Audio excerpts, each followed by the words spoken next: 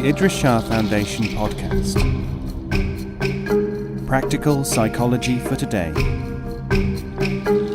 Featuring the works of Idries Shah, voiced by David Ault.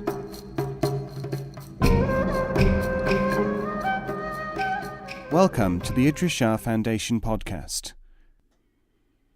In this edition of the podcast, we present excerpts from the Dermis Probe by Idries Shah.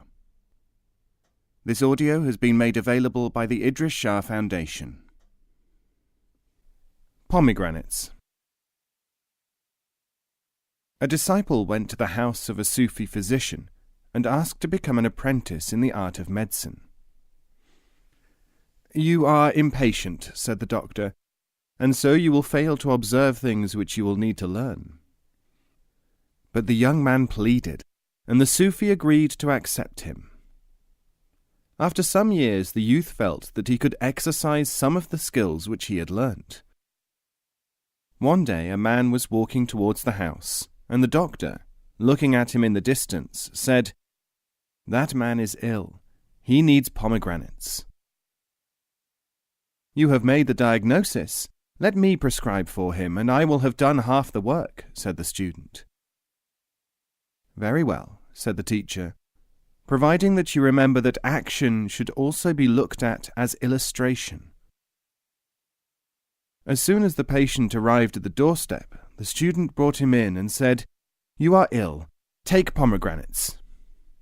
"Pomegranates?" shouted the patient. "Pomegranates to you! Nonsense!" And he went away. The young man asked his master what the meaning of the interchange had been. "I will illustrate the next time we get a similar case," said the Sufi. Shortly afterwards, the two were sitting outside the house when the master looked up briefly and saw a man approaching. "Here is an illustration for you, a man who needs pomegranates," he said. The patient was brought in, and the doctor said to him, "You are a difficult and intricate case, I can see that. Let me see. Yes, you need a special diet. This must be composed of something round with small sacs inside, naturally occurring. An orange. That would be of the wrong colour. Lemons are too acid. I have it. Pomegranates." The patient went away, delighted and grateful. "But master," said the student, "why did you not say pomegranates straight away?" "Because," said the Sufi, "he needed time as well as pomegranates." If you are penniless, you will have 1,000 dreams. Get even a single piece of money, however, and you will have only 20 options. Saying. Like the hawk, be a hunter and provider for others, not an eater of scraps like the chick of a crow. Anwar-e Suhaili.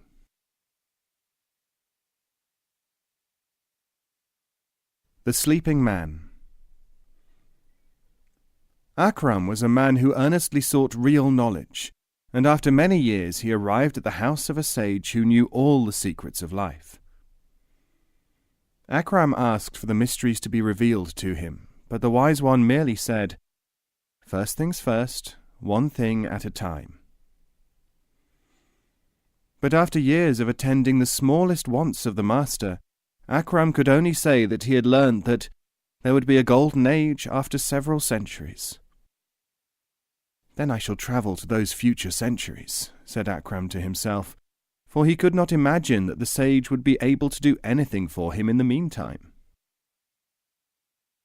Quitting the presence of the adept, he scoured the world and eventually found someone more to his liking.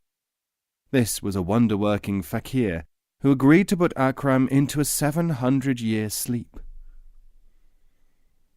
When he woke up, it was to find himself amid the ruins of a mighty civilization, with the remains of imposing palaces, beautiful gardens overgrown, wonders of all kinds littering the landscape. For days Akram searched for any sign of human life. When the smoke of a small wood fire at last showed a habitation, he found beside it a wild and solitary dervish, dressed in patches. "I seek the golden age," said Akram. "You have missed it, by 200 years," said the dervish.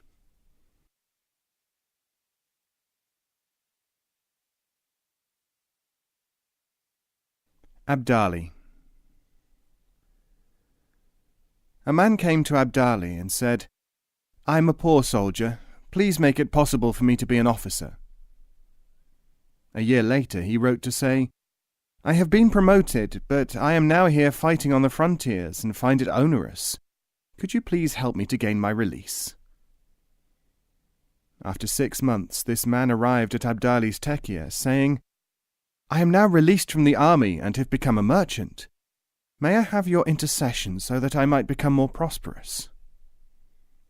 Abdali said, "Alas, I cannot tell you what to do, since you are incapable of thinking any further than what you imagine to be your own interests. So you have repeatedly to apply to me for changes in your career. And you come and write to me, telling me what to do for you, and it does not benefit you." The man asked, "If there is no advantage in granting my wishes, why do you do it? Because everything that I have asked so far you have done for me." Abdali said, "Whatever has been done for you has been done in order to show you a lesson. The lesson is, every time you choose an aim for yourself, it goes sour." The man said, "Then choose an aim for me." Abdali said, "I cannot choose an aim for you which you will fulfill properly. Your difficulty is that you are not in a condition in which you are willing to equip yourself for aims."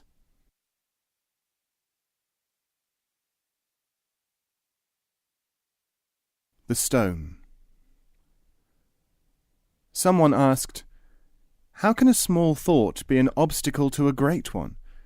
If a person has acquired capacities which enable him to understand important things, will these not inevitably enable him to overcome the distorting influence of small thoughts?" Sayyid Nimir said, "Pick up stones, all of you, small ones. These stones do not block vision when they are at a certain distance. They are too small. But if you hold even the smallest stone up to your eye, it will appear large, because it will be an obstacle to vision. It will block the sight. There is no purpose in hammering cold iron." Proverb.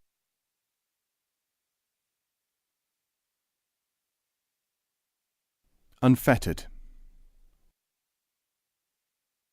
Asked what a Sufi was, the great teacher Hadrat Nuri said, "A Sufi is one who is himself unfettered and who is innocent, in his turn, of keeping others in bondage."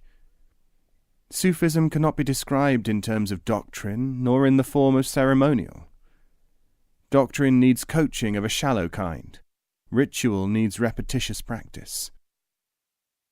Sufism is something which is in creation, not something which is applied to the results of creation. The oven is hot. Make bread. Proverb.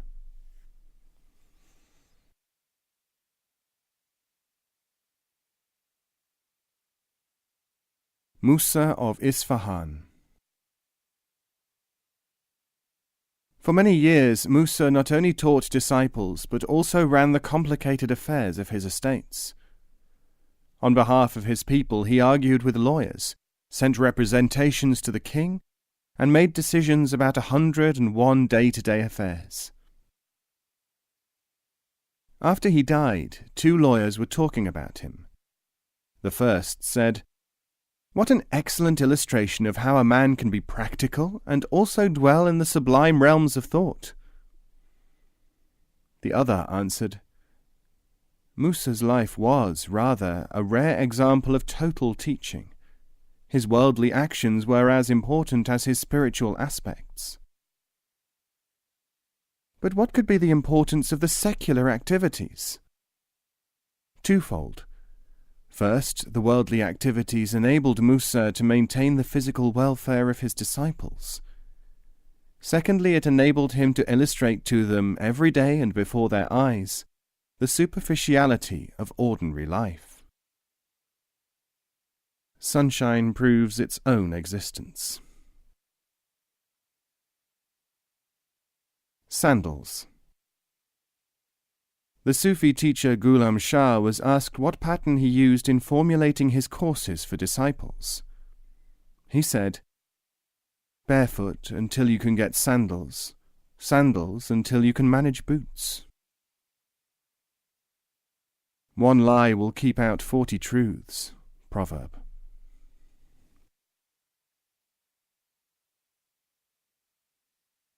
Struggle. A man once went to a dervish and spent as much time with him as he was allowed. One day, when he hoped that the time was right, he said, "I wish to be successful in life." The dervish said, "Spend 2 years pacing the streets of this town, crying out at intervals, 'All is lost,' and then start a small shop."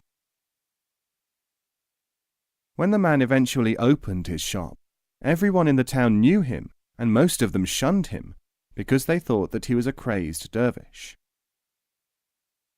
Ultimately, however, the man won their confidence. His affairs began to flourish, and in due course he became unusually successful in all his undertakings. Now rich and powerful, he sought out the dervish who had advised him and said, "What magic was there in your invocation of all is lost?" The dervish said, "Its value was to return you to an almost helpless condition, so that you would have to struggle so much against handicaps that you were bound to rise to the top." The man said, "How did you, a man of God, learn the operation of such a material process?" The dervish said, "By analogy. I merely adapted the means which the spiritual man must use to the needs of the lesser world, and there was no doubt as to the outcome."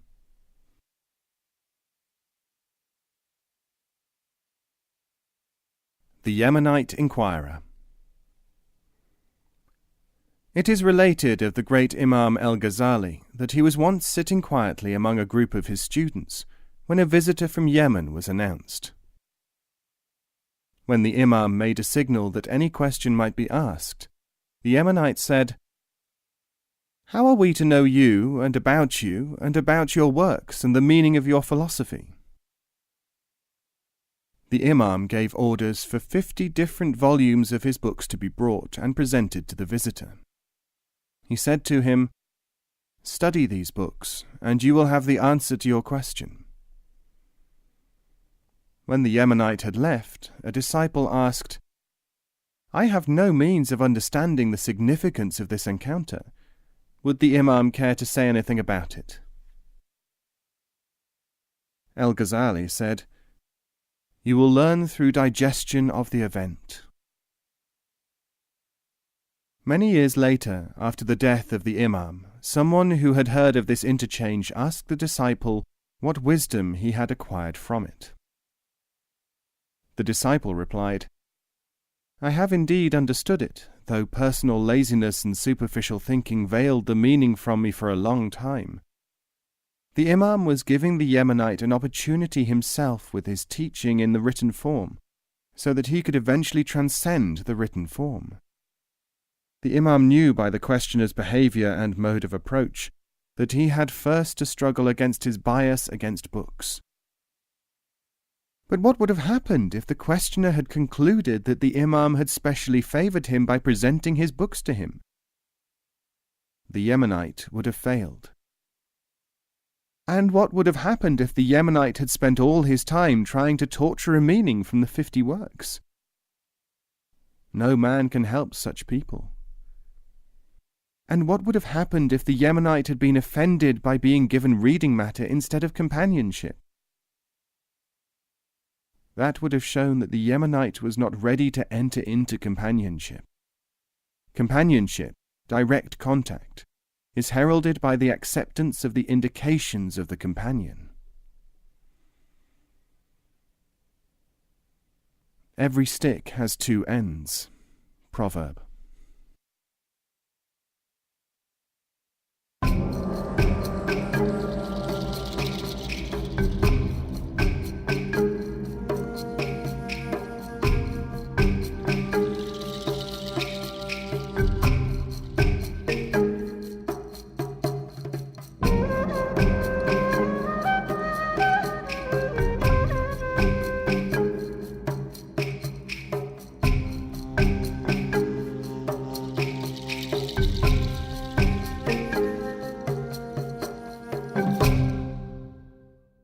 This podcast is copyright 2016, the Idries Shah Foundation.